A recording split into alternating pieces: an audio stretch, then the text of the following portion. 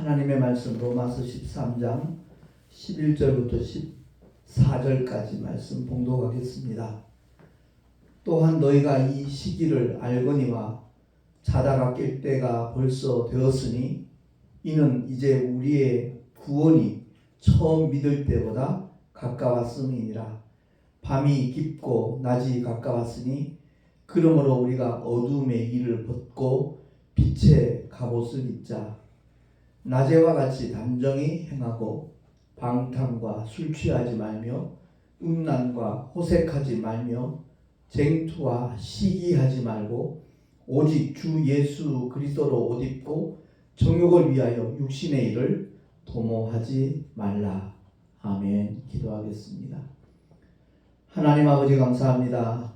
오늘도 우리에게 허락하신 주의 귀한 생명의 말씀에 우리 모두가 귀를 기울이게 하시고 참으로 그 말씀에 다스림을 받을 수 있는 놀라운 은혜까지 우리 모두가 누리게 하여 주시옵소서.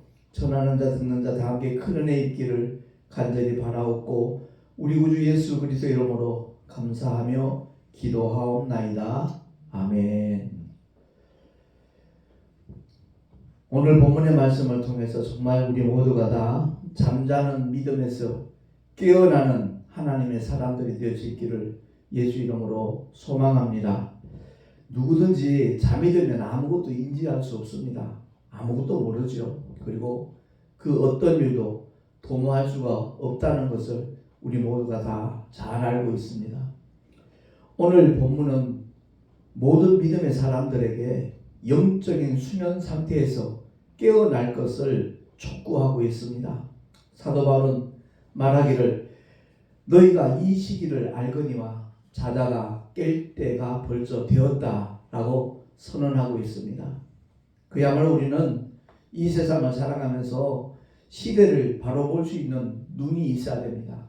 그런 지각을 가질 때에 하나님의 뜻대로 순종할 수 있는 그런 믿음의 길을 우리가 걸어갈 수 있기 때문에 그렇습니다. 그 심각성을 사실 느껴야 합니다. 오늘날 우리의 문제, 그 심각성을 아는 사람들은 그 문제를 해결하기 위하여 더욱더 주님을 바라보게 될 것이고 기도하게 될 것이고 주님이 이끄시는 대로 순종하는 모습을 나타낼 수 있기 때문에 그렇습니다. 어느 할머니가 이제 가족들과 함께 외출을 하고 와서 너무너무 피곤했던가 봐요. 그래서 자기 방에 들어가면서 며느리한테 말하기를 무슨 일이 있어도 나 깨우지 마라. 나 자야 되겠다. 그러고 이제 방으로 들어갔다는 거죠. 그리고 한 30분쯤 돼갖고 화재가 일어난 겁니다. 바깥에서 부랴부랴 소리를 지르니까 온 가족이 전부 다 그 집에서 뛰쳐나왔어요. 뛰쳐나오고 보니까 며느리가 이제 할머니 생각이 난 거예요. 시어머니 생각이 나서 시어머니 쪽을 향해서 막 소리를 외칩니다. 어머니 불났어요. 빨리 나오세요. 외치니까 며느리 뒤에서 애미야 나 여기 나와 있다. 그러더라는 겁니다. 그러니까 무슨 일이 있어서 깨우지 말라 그랬는데 불이 난 사실을 인지하고 난 다음에는 그 심각성을 아니까 정말 피곤하고 고난 몸이었지만 가장 먼저 바깥으로 뛰어나왔다는 거죠. 그렇습니다. 오늘 우리나라의 그 현실을 직시해야 됩니다. 김정은이는 계속해서 위협을 하고 있잖아요. 핵폭탄으로 정말 남한을 다 그냥 싹쓸이 할 것처럼 엄포를 놓고 있는데 단순히 엄포가 아닐 수 있다는 것을 세계 각국의 그 지혜자들은 예견을 하고 있는 겁니다. 오늘날 우리 한국 혼탁한 정치 문제도 마찬가지입니다. 그야말로 야당이건 여당이건 간에 서로가 이렇게 비난만 하고 똑같은 문제를 놓고도 보는 시각이 전혀 다르다는 것을 우리가 느낄 수가 있지 않습니까? 뿐만 아니라 정신적인 혼란 때문에 정말 언제 어떤 사건이 발생할지 예측할 수 없는 그런 시대에 살아가고 있어요. 어느 사회학자 얘기가 길에 걸어가면서 한 40% 50% 정도는 정신 이상자라고 봐도 틀림이 없을 겁니다 라고 얘기를 하더라고요. 정도의 차이일 뿐이지 전부 다 정신적인 어떤 문제를 지니고 있다는 것을 말씀을 하고 있는 겁니다. 경제적인 위기도 말할 것도 없고요. 코로나로 인해서 많은 그 중소기업들이 무너지는 것, 영세 사업자를 말할 것도 없고요. 그래서 모든 분야에서 다 같이 그 경제적인 위기를 느끼고 있는 것을 우리가 고백하게 되는 겁니다. 사회적인 혼돈, 마약을 위시해서 왜 그렇게 음주운전을 하는 사람이 많이 있는지, 이번에 국회의원 그 출마하는 사람들 가운데 뭐 전과자가 40%라니까 참 경악을 금치를 못할 것 같아요. 그렇습니다.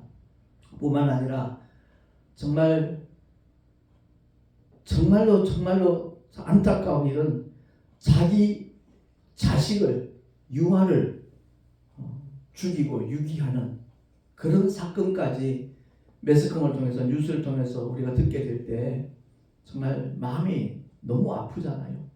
교권이 무너진 건 뭐 이미 옛날 얘기고 가치관의 혼돈 때문에 정말 자기 자신만을 생각하는 그런 사람들이 대다수가 아닌가 하는 그런 느낌도 떨칠 수가 없는 겁니다. 우리 모두가 이런 심각한 문제 속에서 어떻게 해결될 것인가? 그건 다른 것 없어요. 오직 정말 하나님께로 돌아올 때 하나님의 놀라운 회복의 역사는 분명히 일어나게 될 줄로 믿습니다. 며칠 전에 목회자 사무신문에 대부도 그 엘림 수양관 특집 기사가 나왔더라고요. 읽어보니까 그 원장 되시는 목사님이 한 5년 동안은 엘림 수양관을 운영을 하지 못했다는 거죠. 정부에서 그 집회를 못하게 하니까 모이는 인원 숫자를 제재를 하니까 도무지 진행을 할 수 없으니까 거의 5년간 수양관을 쓰지 못했다라고 이렇게 기사를 내보냈더라고요. 그래서 이제는 새롭게 활동을 재개한다는 그 교회 목회자들과 성도들 향하여 이렇게 알리는 그런 내용이었어요. 그래서 제가 얼핏 그런 생각이 들더라고요. 우리 교단에서 어떤 행사할 때 그 장소를 활용하면 참 좋겠다라는 그런 마음이 들어서 그날 오후에 택시 전달을 하다가 이제 잠시 쉬고 일선을 멈추고 엘림 수양관에 직접 찾아갔었습니다.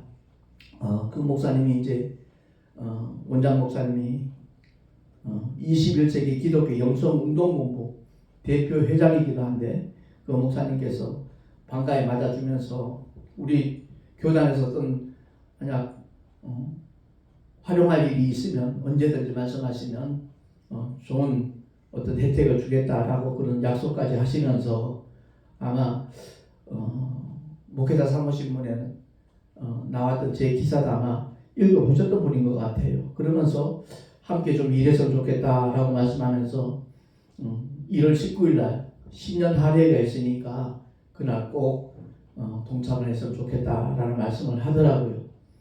알고 보니까 우리 한국교회 그 부흥사 단체 한 40개 단체가 다 함께 이제 동참하는 신년 할애 예배더라고요. 그리고 그날 이제 대표회장 취임식까지 겸하여 있기 때문에 동참을 했으면 좋겠다라고 말씀하셔서 그날 다녀왔거든요. 참 오랜만에 만나는 반가운 얼굴들이 있었습니다. 예전에 민족사랑 부흥사회에서 함께 활동하던 목사님들과 조금은 거기서 만나 뵙게 됐고요. 그래서 그날 신년 할애를 드리면서 제가 느꼈던 것은 확실히 영성을 가진 목사님들의 신년 할애 예배라 참 다르구나 하는 것을 느꼈어요. 얼마나 뜨겁던지 그야말로 영적 지도자들이 함께 모여서 하나님 앞에 예배를 영광 돌리는 자리다 보니까 그날 증거되어진 메시지가 바로 대표 총재 되시는 그 최광명 목사님이라는 분이 이제 말씀을 전하는데 정말 가슴을 찢게 만드는 그런 영적인 메시지가 선포되기에 심히 후련하기도 했고 너무너무 감사한 그런 생각이 들었습니다. 우리 한국교회 정말 대각성이 일어나야 된다. 정말로 정신 차려야 된다. 혼합주의에 물들어 있고 더더구나 정말 종교다원주의까지 이렇게 판을 치고 있는 그런 시대에 오직 하나님만을 바라보고 성령 하나님이 이끄시는 대로 나가는 그러한 목회자들이 많아져야 된다라는 그런 말씀을 정말 피를 토하듯이 증거를 하시더라고요. 연세도 꽤 많으신 분인 것 같은데 젊은 청년이 외치는 것처럼 복음을 외치는데 달변가이기도 하더라고요. 거기에다 영성이 있으니까 듣는 이들이 다 함께 말씀을 듣고 난 다음 통성으로 기도하는데 정말 뜨겁게 그 목사님들이 그날 모인 숫자가 한 105명 정도 모였다는데 정말 하나님 앞에 영광 돌리리라 결단한 하나님의 종들이 이렇게 많이 있다는 사실에 굉장히 마음이 기쁘고 감사한 생각이 들더라고요. 그래서 아무튼 그 목사님께서 저에게도 동참하기를 자꾸만 말씀하시기에 일단 기도하겠습니다 라고 대답을 했고 뭐 맨날 그렇게 자주 모이는 것도 아니고 목사님이 말씀 전하실 날이 있으면 그날만 동참하시면 된다라고 얘기를 하셔서 아무튼 그렇게 하겠다라고 대답을 하고 갔습니다. 오늘날 우리 모두가 다 믿음의 길을 걸어가면서 오늘 본문의 말씀을 통하여 깨어 기도하라 그랬는데 정말 깨어 있어야 되는데 여전히 잠들어 있는 그런 경우가 너무 많다는 거죠.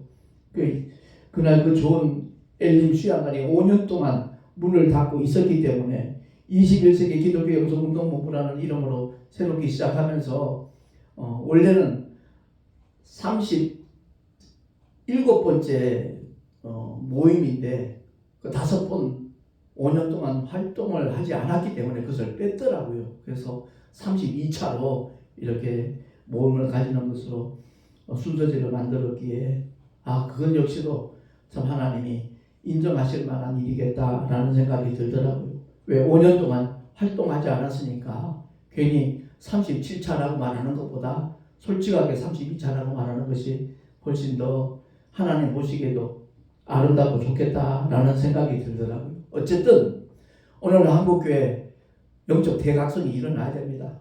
깨어나야 됩니다. 여전히 잠들고 있는 그런 상태에서 있다가는 정말 하나님의 어떤 역사도 나타내지 못하고 주님이 다시 온다라면 버림받을 수 있다는 것을 우리가 기억을 해야 될 것입니다. 특히 운전하는 사람들은 그런 걸 느끼잖아요. 음주운전보다도 더 위험한 게 졸음운전이다. 이렇게 다들 공감을 하고 있거든요. 코로나19가 시작된 날부터 거의 무방비 상태로 잠식이 되거나 깊은 잠에 빠져들기 시작을 했었거든요. 코로나 3년 동안 문 닫은 교회가 11,000개가 넘어갔다라고 말합니다. 대다수의 개척교회와 또한 재정적인 미자립 그런 교회들이 거의 그런 교회들은 임대교회다 보니까 월세 1년 못 내면 보조금이 사라지잖아요. 그래서 결국 문 닫은 교회가 11,000개가 넘는다라고 하는데 너무 참 가슴 아픈 우리의 현실이지요. 근데 그 교회들이 왜 문을 닫은 걸까요? 그건 다른 건 아닙니다. 예수 그리스도를 믿는다고는 말하지만 주님의 길을 따라가겠다라는 사람이 없기 때문에 그렇습니다. 주님이 분명히 십자가를 지셨기 때문에 부활의 영광도 주어진 것이잖아요. 근데 오늘날 많은 사람들이 영적인 심각한 병에 걸려있기 때문에 거기에 대해서는 전혀 감각조차 없는 거예요. 주님의 몸된 교회를 위하여 내가 어떤 일을 해야 될 것인가, 어떻게 희생하고 봉사하고 충성해야 될 것인가에 대한 생각조차 가지지 않는 것이 오늘날 우리의 현주소가 아닌가 이런 생각이 들더라고요. 사도 바울은 분명히 그와 같이 고백을 합니다. 골로새를 통해서 그리스도의 남은 고난을 내 육체에 채운다라고 말하고 있잖아요. 사도 바울이 걸어간 길 그 자체가 주님이 걸어가신 길과 똑같은 고난의 길의 연속이었잖아요. 그러니까 주님이 분명히 우리를 위하여 모든 고난을 받으셨지만 사도 바울은 그리스도의 남은 고난이 있다는 거죠. 그것은 다름이 아니라 주님이 생명의 복음을 외쳤고 생명의 씨앗을 뿌리러 이 땅에 오셨는데 그 모든 공생애를 완성하시고 난 다음에는 부활 승천하시기 직전에 모든 믿는 자들에게 제자들에게 분부하신 말씀이 있다는 거죠. 그 말씀은 다름이 아니라 만민에게 복음을 전파하라는 거예요. 모든 족속을 제자 삼으라는 거예요. 그러니까 그 일을 감당하고자 하는 그 자체가 사도 바울에게는 사실 고난의 연속이었거든요. 그 일을 사도 바울은 그렇게 고백을 하는 겁니다. 그리스도 예수의 남은 고난 내 육체에 채운다. 대적자들이 생겼잖아요.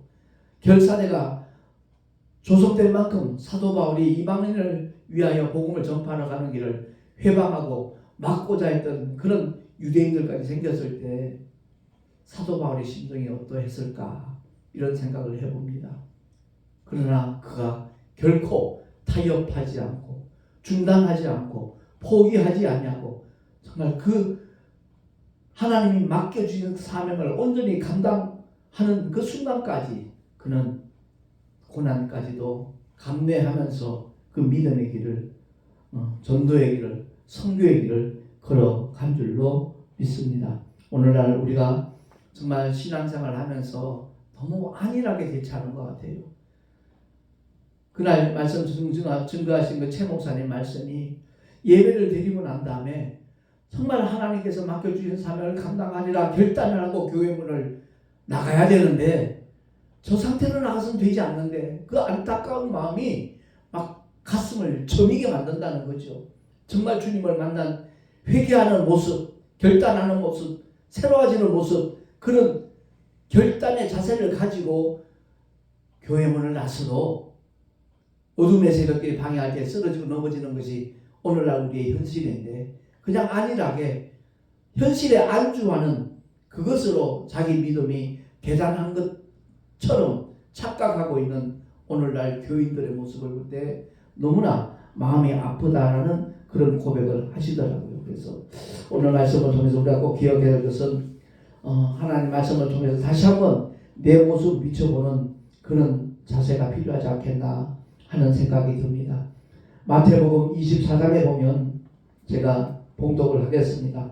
11절부터 14절까지 이 말씀의 날을 한번 비춰봤으면 좋겠어요. 오늘날 우리 한국교회를 이렇게 한번 견주어봤으면 좋겠어요. 거짓 선지자가 많이 일어나 많은 사람을 미혹하게 하겠으며 불법이 성함으로 많은 사람의 사랑이 식어지리라. 그러나 끝까지 견디는 자는 구원을 얻으리라. 이 천국 복음이 모든 민족에게 증거되기 위하여 온 세상에 전파되리니 그제야 끝이 오리라. 아멘. 주님이 다시 오실 것을 사모하는 사람이라면 복음 전해야 됩니다. 세상 끝까지 주의 복음이 전파되어질 때 모든 민족에게 주의 말씀, 주의 복음이 선포될 때 그제서야 끝이 오리라 주님이 분명히 말씀했잖아요. 그래서 미전도 종족들에게 복음을 전하는 그런 단체들이 있잖아요. 정말 자비랑해가면서 목회자이든 평신도이든 간에 자기 1년에 낼 수 있는 휴가 날짜를 거기에 투자해서 자기 돈을 들여서 일주일씩 이렇게 중동 땅에 가서 아니면 아프리카에 가서 그야말로 복음을 전하고는 그 귀한 믿음의 사람들 하나님께서 얼마나 기뻐하실까 이런 생각이 들더라고요.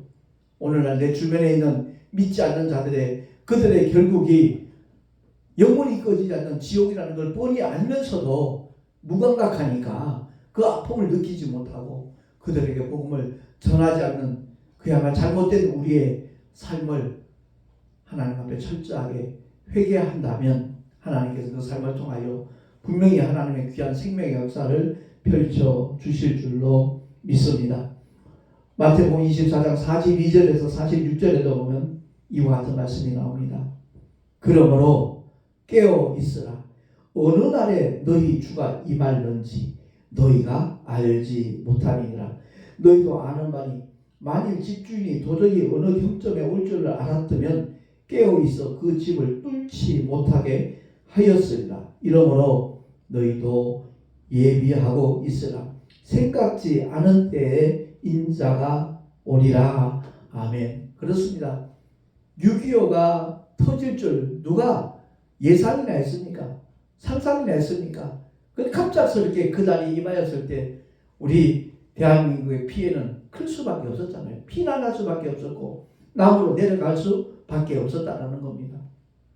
김정은이가 하는 그 말을 그냥 허투루 들으면 안 될 것 같아요. 정말 우리가 정신 차려 모든 것을 대비할 수 있는 그런 마음의 자세를 가져야 돼요.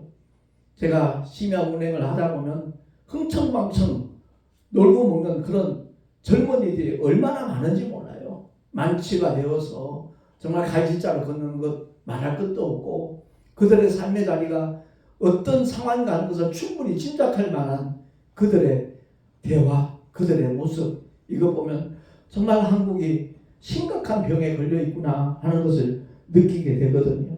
그렇습니다. 오늘 믿음의 사람들이 정말 이를 위해서 기도해야 될 것이고 나라와 민족을 위하여 그냥 추상적으로 기도하는 것이 아니라 구체적으로 그들의 삶을 보면서 우리가 하나님 앞에 중보 기도할 때 하나님의 손길은 그들에게도 미칠 수 있다는 것을 우리가 기억을 하고 45절 46절에 보면 충성되고 지혜 있는 종이 되어 주인에게 그 집 사람들을 맡아 때를 따라 양식을 나눠줄 자가 누구뇨? 주인이 올 때 그 종에 이렇게 하는 것을 보면 그 종이 복이 있으리로다. 아멘. 그렇습니다. 그 집 사람들을 맡아서 때를 따라 양식을 나눠줄 자가 바로 주의 종들이잖아요. 근데 오늘날 정말 하나님의 생명의 말씀을 대언을 해야 되는데 그렇지 않다는 거죠. 말라기서에 나와 있듯이 제가 1장 9절 10절 읽겠습니다. 만군의 여호와가 이르노라 너희는 나 하나님께 은혜를 구하기를 우리를 긍휼히 여기소서 하여보라. 너희가 이같이 행하였으니 내가 너희 중 하나인들 받겠느냐. 그래요. 하나님께 은혜 구하기를 우리를 제발 좀 불쌍히 여기소서 긍휼히 여기소서 해봐라. 너희가 이같이 행하였으니 내가 너희 중 하나인들 받겠느냐. 만군의 여호와가 이르노라 너희가 내 단 위에 헛되이 불사르지 못하게 하기 위하여 너희 중에 성전문을 닫을 자가 있었으면 좋겠다. 내가 너희를 기뻐하지 아니하며 너희 손으로 드리는 것을 받지도 아니하리라 라고 이렇게 말씀했듯이 오늘날 한국교회를 향한 하나님의 심정이 이럴 거라는 거죠. 오직 생명의 말씀을 대언해야 될 것인데 그렇지 않다는 겁니다. 인간의 사상과 인간의 생각과 이 강단에서 맨날 정치 얘기는 하고 있고 잘못된 그러한 세상의 말로 이 강단을 채워버리기 때문에 하나님께서 제발 좀 문 좀 닫았으면 좋겠다. 어쩌면 코로나19가 하나님의 어떤 그런 경고일 수도 있다 하는 메시지를 그 목사님이 증거하시는데 저는 심히 그대로 공감이 되더라고요. 그렇습니다. 정신 차려야 됩니다. 이 강단에서는 오직 예수 그리스도만을 선포해야 될 것이고 오직 성령의 인도하심을 따라서 성령의 감동 감화를 따라서 하나님의 말씀을 대언을 해야 되는데 자기 생각, 자기 사상, 자기 가치관, 자기 목적, 자기의 일을 위해서 하나님의 몸된 교회를 더럽히는 그런 일들이 너무나 많이 벌어지고 있다는 거죠. 그래서 그 정말 영성운동을 회복하기를 원하는 그 단체 목사님들이 정말 제대로 하나님의 말씀을 전하자. WCC나 이런 어떤 잘못된 단체에 연루되어서 잘못된 방향으로 같이 끌려가지 말고 오직 생명이신 주님, 부활이신 주님, 그 주님만을 나타낼 수 있는 하나님의 종들이 되자라는 그런 메시지를 함께 공유를 하게 되었습니다. 한 번 더 하나님 말씀 보겠습니다. 마태복음 25장 41절에서 46절까지의 말씀입니다. 양과 염소의 비유에 대한 주님의 경고의 메시지거든요. 또 왼편에 있는 자들에게 이르시되 저주를 받은 자들아 나를 떠나 마귀와 그 사자들을 위하여 예비된 영영한 불에 들어가라. 내가 죽일 때에 너희가 먹을 것을 주지 아니하였고 목마를 때에 마시게 하지 아니하였고 나그네 되었을 때 영접하지 아니하였고 벗었을 때 옷 입히지 아니하였고 병들었을 때와 옥에 갇혔을 때 돌아보지 아니하였느니라 하시니 저희도 대답하여 가로되 주여 우리가 어느 때에 주의 줄이신 것이나 목마르신 것이나 나그네 되신 것이나 벗으신 것이나 병드신 것이나 옥에 갇히신 것을 보고 공양치 아니하더이까. 이에 임금이 대답하여 가라사대 내가 진실로 너에게 이르노니 이 지극히 작은 자 하나에게 하지 아니한 것이 곧 내게 하지 아니한 것이니라 하시리니 저희는 영벌에 의인들은 영생에 들어가리라 하시니라. 아멘. 아까도 잠시 언급했지만 코로나 시대에 없어진 교회들 다 주님의 몸된 교회들이잖아요. 거기에 대하여 정말 외면하고 있었던 그런 성도들은 하나같이 정말 하나님 앞에 깨닫고 회개하는 마음을 가져야 된다는 거죠. 너무 개인주의가 팽배해져 가지고요. 교회까지도 마치 자기가 소속되어 있는 그 교회만 교회인 줄로 착각하고 있는 우리의 현실, 우리는 돌아봐야 되는 겁니다. 주님께서 피로 값주고 세우신 교회, 정말 교회를 하나 개척하고 세우는 것이 얼마나 힘든 일입니까? 그런데 11,000개 이상이 없어졌다는 것은 정말 가슴 아픈 일이 아닐 수가 없거든요. 저는 하나님 앞에 정말 택시 전도를 하는 것이 얼마나 감사한 일인가 하는 것을 다시금 느끼게 되는 게 바로 그런 겁니다. 다 문 닫는다 할지라도 하나님께서 정말 맡겨주신 사명을 계속해서 감당할 수 있도록 주님이 미리 예비하시고 인도하셨다 하는 생각도 들고요. 그보다 더 감사한 것은 주님께서 원하시는 사역이 바로 전도의 삶인데, 오늘날 전도는 어떤 특별한 은사나 받은 사람들이 하는 것이 전도인 것으로 오해하고 있고, 그 전도하는 것이 얼마나 주님이 기뻐하시는 삶의 현장인가 하는 것을 전혀 알지 못하는 그러한 상태로 교회만 열심히 다니는 그런 교인들이 우리나라에 너무 많다라는 것이죠. 그렇습니다. 주님이 그 일을 위하여 이 땅에 오셨고 공세를 완성하신 다음에는 부활 승천하시기 직전에 그 일 맡겼습니다. 다른 일 맡기지 않았습니다. 만민에게 복음을 전파하는 거죠. 네가 그 말씀을 듣고 구원을 받았으면 동일한 그 말씀을 통하여 내 이웃도 구원을 받아야 된다 하는 것이 하나님의 뜻이거든요. 열방이 주께로 돌아오는 것, 그것이 아버지의 뜻이라는 것을 안다라면 기도할 때도 열방을 품고 기도해야 될 것이고, 열방에서 말씀을 전하고 있는 선교사님들을 위하여, 그 가정을 위하여, 그 사역을 위하여 중보기도하는 한국교회가 되어질 때 하나님께서 한국교회도 축복하시고 부흥케 하시고 더 많은 하나님의 영광을 드러낼 수 있도록 하나님께서 분명히 이끌어 주실 줄로 믿습니다. 그렇습니다. 지금 굶주리고 있는 영혼들이 너무 많습니다. 교회 예배는 동참했는데 하나님의 말씀이 증거되지 않냐고 엉뚱한 메시지가 증거될 때, 그날 말씀 전하신 그 대표 총재 하시는 말씀이 그거예요. 작년에 일어난 사건이지만 큰 교회에서 그 담임 목사님이 유행가를 7곡을 불렀다는 거예요. 그것을 보고 아연실색했다는 거죠. 근데 그 많은 교인들 가운데 목사님, 우리가 말씀 들으러 왔지 목사님 노래 자랑하는 거 듣기 위해서 온 거 아닙니다. 그 말 한마디 하는 성도가 없다는 사실에 더 가슴이 아팠다라는 그런 고백을 하시더라고요.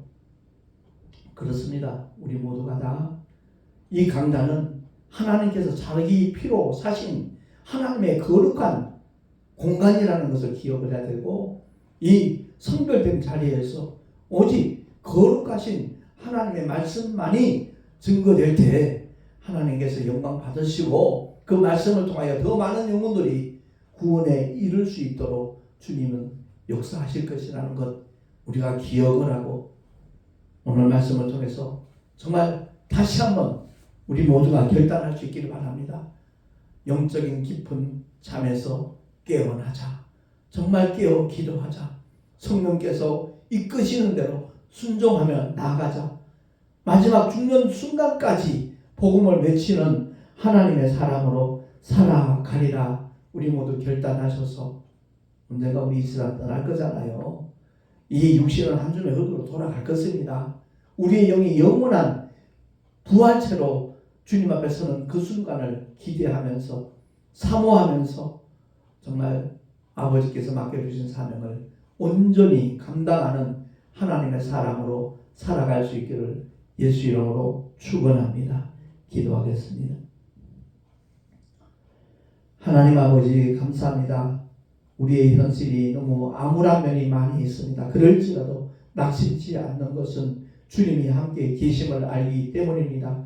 주께 소망을 두고 주님만 바라보고 주님을 기대하며 의지하며 나가는 하나님의 사람들이 더욱더 많아지게 하셔서 그야말로 침체된 우리 한국교회가 다시 일어날 수 있도록 주님께서 역사하여 주시옵소서. 우리 구주 예수 그리스도 이름으로 감사하며 기도하옵나이다. 아멘. 교회 소식 주보를 참고하시기 바랍니다. 내일 모레가 제가 택시 전도 시작한 지 딱 10년 되는 날입니다. 그동안 위해서 중보 기도해 주신 모든 분들께 정말 깊은 감사를 드립니다. 하나님께서 변덕잘 부리는 나를 붙잡아 주셔서 10년 동안 정말 택시 전도를 계속할 수 있도록 이끌어 주셨기에 더더욱 하나님께 감사를 드립니다. 그리고 26일 날 금요일입니다. 월드 기독교 총연합회 지구촌 선교협의회 투해번 선교회 주최로 기독교 언론 단체들 그 10년 할애회가 중원교회 엄신영 목사님, 엄바른 목사님이 심무하시는 교회에서 개최가 됩니다. 축사를 통해서 정말 많은 분들에게 좀 도전이 되는 그런 시간으로 만들어지면 참 좋겠다라는 개인적인 바람이 있습니다. 위에서 기도해 주시기 바라고요. 또 내일 모레는 우리 동아신학교 이사회 원례회가 있습니다. 역시 위에서 기도해 주시면 고맙겠습니다. 드린 예물을 위하여 기도하고 축도로 예배를 마치도록 하겠습니다. 하나님 아버지 감사합니다. 주님을 예배하며 11조와 여러 가지 모양의 헌물을 드렸습니다. 주님 기쁘시게 받아주시고 아버지의 뜻대로 아름답게 사용하여 주시옵소서. 드린 손길들마다 은혜 위에 늘 더하여 주옵소서. 우리 구주 예수 그리스도 이름으로 감사하며 간절히 축복하며 기도하옵나이다. 아멘. 이제는 우리 주 예수 그리스도의 크신 은혜와 하나님 아버지의 끝없는 사랑하심과 보혜사 성령 하나님의 내주교통 인도하심과 축복하심이 영적 잠에서 깨어나리라 결단한 하나님의 사람들 머리 위에 그 가정과 자녀들과 경영하는 모든 일들과 삶의 터전 위에 또한 주께서 피로 값주고 세우신 주님의 모든 교회들 위에 지금으로부터 영원토록 함께 있을지어다. 아멘.